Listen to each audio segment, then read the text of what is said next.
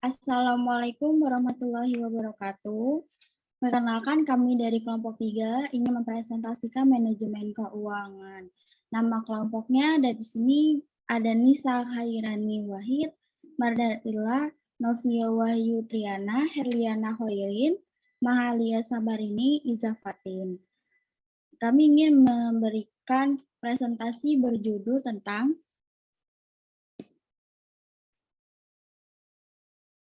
Chapter 5, Monitoring a Key Element in Developing Financial Strategies. Dan yang pembaca pertama, Mahalia, kami persilakan. Elemen kunci dalam mengembangkan strategi keuangan. Untuk mengatur dan mengelola organisasi nirlaba dengan bijak, kita harus memantau informasi keuangannya. Dengan memantau kemajuan keuangan lembaga sepanjang tahun, para pengambil keputusan menetapkan dasar untuk bertindak secara strategis jika keadaan memungkinkan. Dalam bab ini, kita bisa mengeksplorasi beberapa terminologi yang sangat mendasar. Dimulai dengan istilah pemantauan karena pertama-tama berkaitan dengan strategi secara umum dan kemudian dengan strategi keuangan pada khususnya.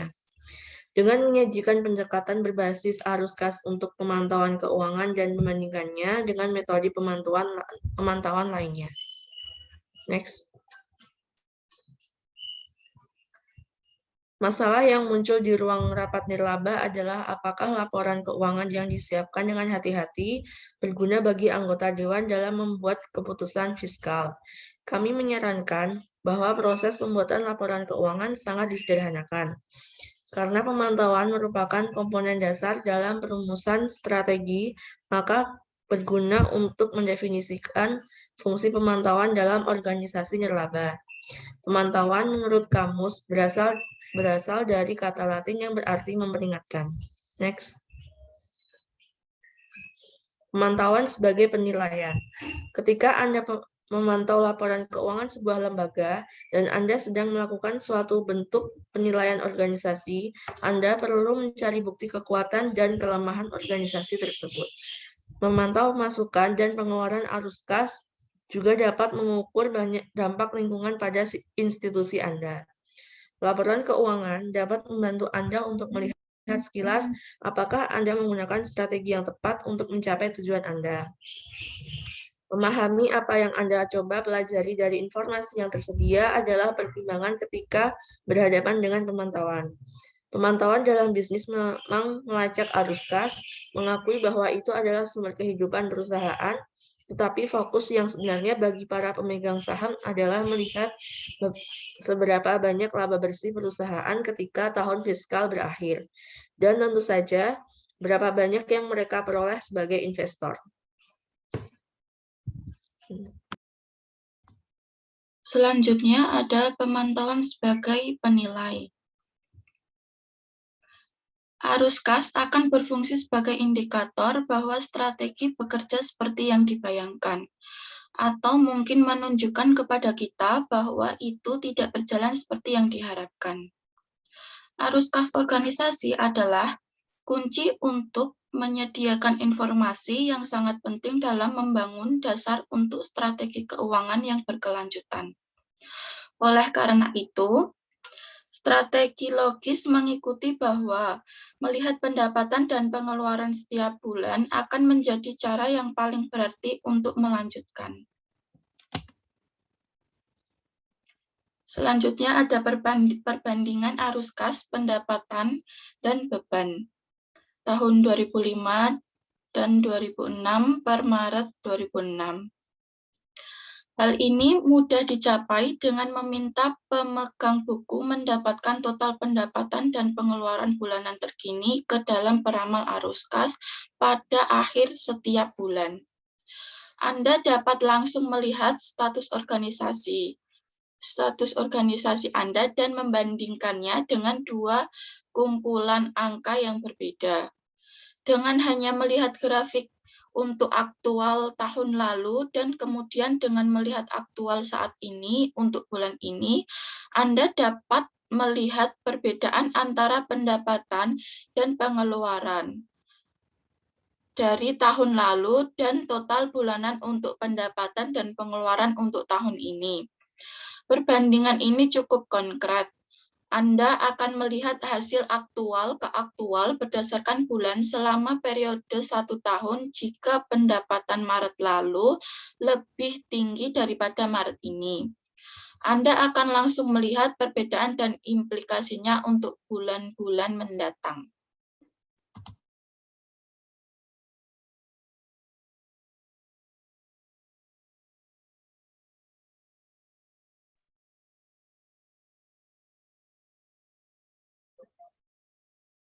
Oke, selanjutnya, mengalokasikan tanggung jawab pemantauan sudah menjadi aksioma agar pengelolaan keuangan berhasil. Seseorang harus memperhatikan setiap detailnya.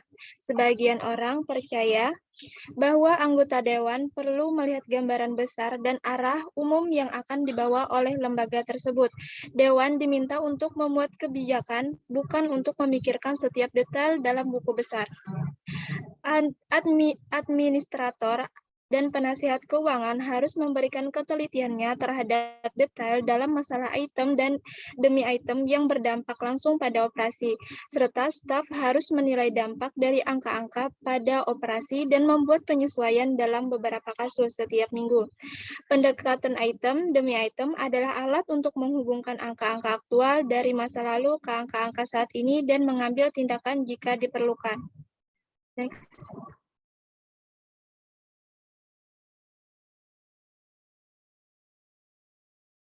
Selanjutnya, mengalokasikan tanggung jawab pemantauan. Ada hal lain selain memikirkan perbedaan antara analisis item per item dari aktual tahun ini untuk mendapatkan dan pengeluaran serta angka yang dianggarkan, yaitu dengan menggunakan arus kas untuk melaporkan total perubahan bulanan yang terjadi berdasarkan pendapatan dan pengeluaran tahun lalu dan tahun ini. Kemudian masukkan angka yang diproyeksikan dan bandingkan angka tersebut dengan total bulanan yang sebenarnya. Peramal arus kas langsung mengungkapkan implikasi dari angka-angka untuk sisa tahun ini. Untuk sebagian besar anggota Dewan Administrator yang memantau urusan fiskal organisasi ketika mereka dapat melihatnya dalam konteks arus kas keseluruhan tahun fiskal dan jumlah informasi yang mereka butuhkan untuk meninjau jauh lebih mudah dikelola. Pemantauan dan strategi keuangan. Yang pertama, strategi keuangan. Tidak semua strategi keuangan bergantung pada pemantauan yang efektif. Beberapa strategi keuangan lebih didasarkan pada ideologi daripada pengamatan. Dana lindung nilai yang gagal manajemen modal jangka panjang tampaknya telah mengembangkan strategi keuangan yang mengandalkan gagasan matematis bahwa peristiwa pasar selalu kembali ke rata-rata dalam distribusi normal. Strategi keuangan di beberapa organisasi hanya dengan mengadopsi kebijakan yang mengamanatkan pemotongan biaya dalam menghadapi kekurangan pendapatan.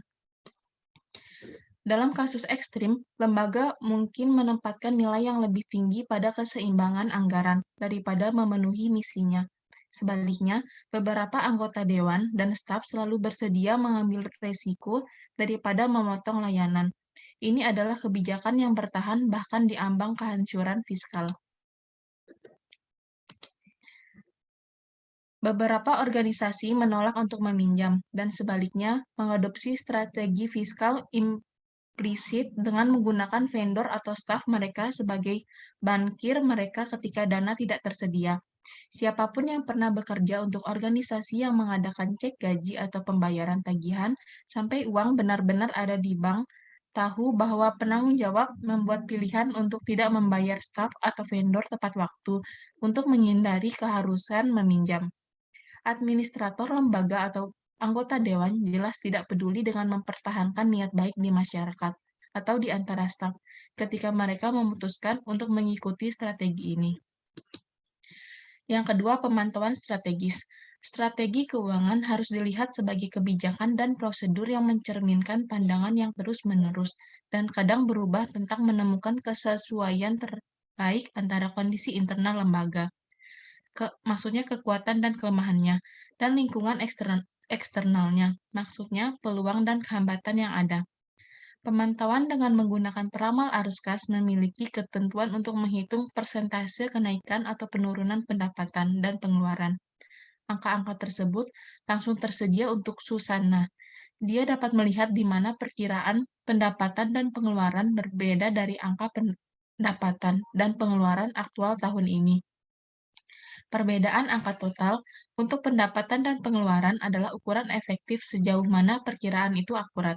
Jadi, jika jumlah pendapatan dan pengeluaran aktual mendekati perkiraan, Susana mungkin berasumsi bahwa segala sesuatunya berjalan sesuai rencana dan tidak perlu mempertimbangkan langkah-langkah alternatif. Di sisi lain, jika angka pendapatan dan pengeluaran aktual sangat berbeda dari perkiraan, Susana mungkin cenderung untuk menggali lebih dalam item spesifik yang berkontribusi terhadap perbedaan tersebut.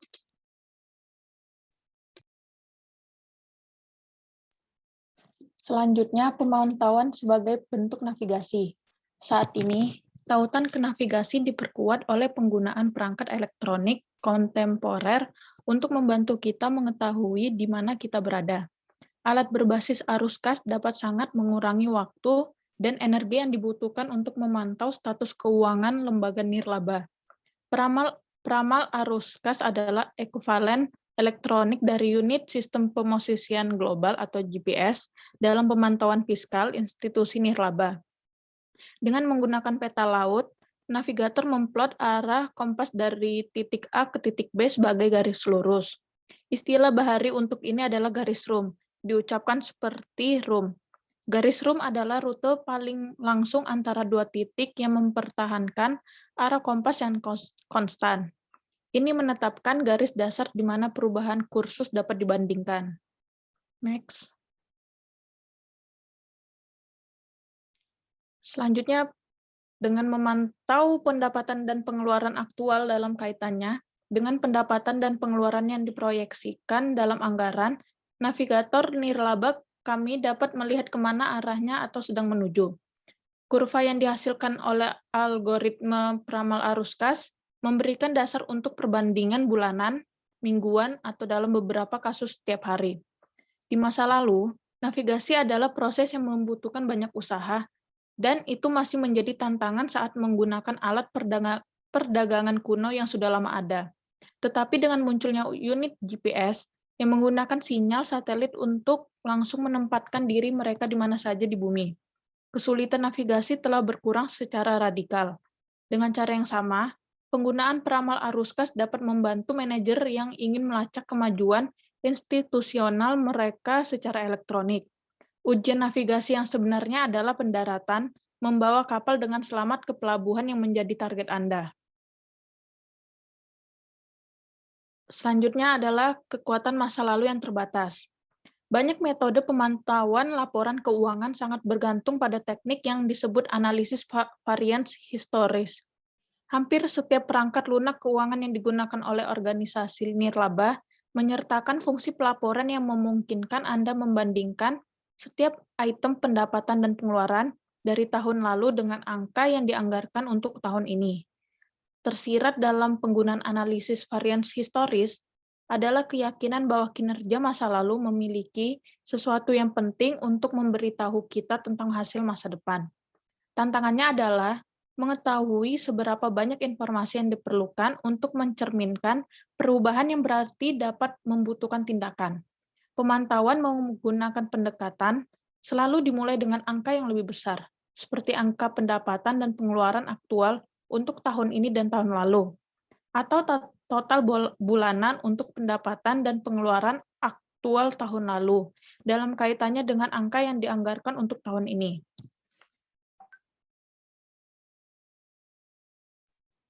Baik, selanjutnya ada masa lalu yang terbatas. Menyimbangkan semua faktor yang membentuk siklus arus kas tahunan sebuah institusi adalah pekerjaan yang kompleks.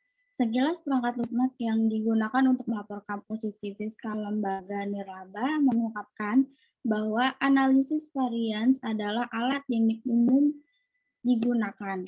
Dan itu muncul di sebagian besar laporan keuangan yang telah kami lihat selama bertahun-tahun. Nah, di sini sekilas perangkat lunak yang digunakan untuk melaporkan posisi fiskal lembaga nirlaba itu mengungkapkan bahwa analisis variance itu adalah alat yang umum digunakan dan itu pasti muncul di sebagian besar laporan keuangan yang telah kami amati selama bertahun-tahun. Ketika kami bertanya kepada klien baru, berapa relevan teknik pemantauan ini untuk merumuskan strategi untuk institusi mereka. Kami sering disambut dengan tatapan kosong, jadi ada baiknya menjawab pertanyaan ini. Jika biaya minyak pemanas itu sekitar $1.500 per bulan tahun lalu, misalnya, dan staf memproyeksikan biaya tahun ini $1.600. Kedua angka ini dapat dibandingkan. Nah, lalu persentase perubahan atau variance akan dilaporkan sebagai 6,25%. Tapi misalkan biaya tahun ini bukan $1.600 per bulan, sebaliknya itu adalah $2.100 per bulan, maka variansinya akan mendekati 28,5%. Next.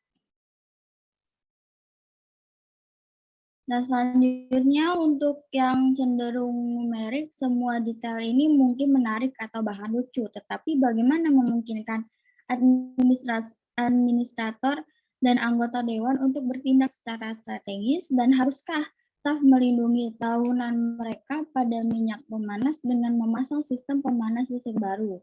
Mungkin jika dipikir-pikir, itu mungkin masuk akal, tetapi bagaimana jika harga minyak pemanas turun? Seperti yang kadang-kadang terjadi. Apakah biaya pemasangan merupakan biaya dapat dibenarkan? Atau lebih penting berapa banyak waktu, energi, atau maafkan permainan kata-kata yang harus dicurahkan staf untuk satu item ini dalam anggaran dengan banyak variabel, semuanya bersaing dalam beberapa cara untuk mendapatkan perhatian. Nah, di sini jelas jawabannya tidak terlalu banyak waktu untuk mengelola risiko dan memenuhi peran mereka sebagai penjaga kesehatan keuangan organisasi. Anggota dewan perlu melihat gambaran yang lebih besar dari institusi dalam hubungannya dengan lingkungannya.